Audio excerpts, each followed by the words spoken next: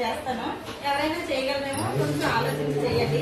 చూడండి ఒకసారి 1 2 3 4 4 పెట్టాను కదా. ఒకటి మాత్రం మీరు మూవ్ చేయాలి, ఒక్క పెన్నునే. మళ్ళీ లైన్ రావాలి, మూవ్ చేయాలి, లైన్ రావాలి. అలాగే 1 2 3 4 అని చేయండి. ఒకటే కలపాలి, ఒకటే కలపాలి. 4 4 2 1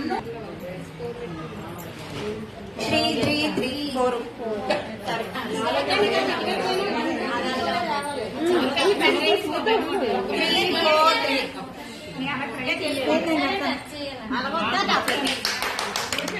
1 2 3 4 ఓకే. 2 3 4